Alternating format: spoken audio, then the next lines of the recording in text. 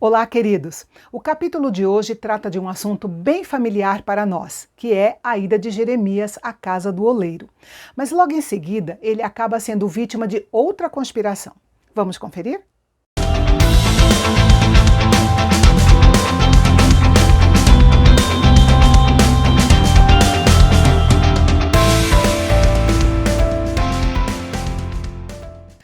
Como Deus às vezes fazia com seus profetas, ele orientou Jeremias a ir à casa do oleiro, pois ele precisava aprender uma lição objetiva observando o trabalho do oleiro.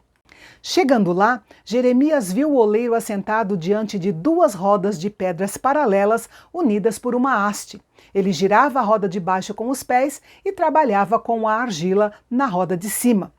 Ao assistir aquele processo, Jeremias notou um pedaço de barro que parecia não cooperar, resistindo ao toque das mãos do oleiro, estragando o vaso. Mas com muita paciência, o oleiro amassou a argila novamente e fez outro vaso conforme lhe pareceu bem fazer. Nota-se aqui o poder e a piedade do oleiro. O poder na sua manipulação do barro e a piedade em sua reconstrução do vaso danificado. Jeremias notou que o oleiro não abandonou o barro danificado. Por meio dessa visita à casa do oleiro, Deus falou a Jeremias e a toda a casa de Israel, lembrando-os do seu direito soberano de fazer o que quisesse com o seu povo, assim como aquele oleiro havia feito com o seu vaso danificado. Eu quero chamar a sua atenção para o fato que Deus chamou o Reino do Sul de Casa de Israel. Tecnicamente, não era o reino de todas as 12 tribos de Israel. Mas Deus usou essa expressão porque havia realmente representantes das 12 tribos de Israel entre o povo de Judá, desde os dias da migração provocada por Jeroboão. A ilustração do oleiro não demonstrou apenas o direito de Deus mostrar julgamento, mas também seu direito de mostrar misericórdia. Ele era livre para restaurar uma nação arrependida, removendo seu mal, como também era livre para retirar o bem que havia feito a uma nação se eles pecassem e não se arrependessem.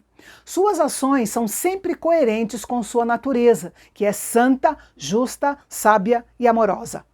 Outra observação importante aqui é que o arrependimento de Deus não é uma mudança de mente, como acontece conosco, mas ele altera suas ações de acordo com a reação das pessoas ou de uma nação. Sem dúvida, a relação entre a soberania divina e a responsabilidade humana é algo misterioso, mas não precisamos saber explicar a vontade de Deus, apenas obedecer.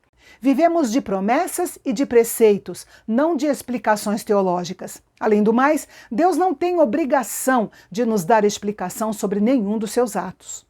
A lição principal da casa do oleiro é que Deus é livre para responder de acordo com a conduta moral e as escolhas do seu povo. E mais, suas promessas anteriores não restringem nem evitam o exercício da sua correção ou da sua justiça. Ao homem cabe arrepender-se e alinhar-se com os propósitos benéficos de Deus. A lição da casa do oleiro é sobre refazer, seja para melhor ou para pior.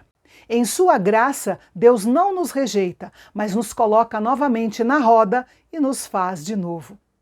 O Senhor disse que estava forjando um desastre contra o reino de Judá. No original hebraico, o sentido era o seguinte: assim como um oleiro moldava o barro, Deus estava moldando um desastre contra o seu povo rebelde. A lição da casa do oleiro deveria despertá-los para o perigo do julgamento iminente. A lição da casa do oleiro também poderia ser tomada como um encorajamento para lembrá-los de que o seu arrependimento poderia levar Deus a se arrepender do julgamento. Preste atenção que na profecia anunciada aqui, tanto as promessas quanto as ameaças de Deus não são absolutas, elas são condicionais. Acontece que os judeus estavam tão acorrentados aos seus pecados que escolheram seguir os seus próprios planos perversos.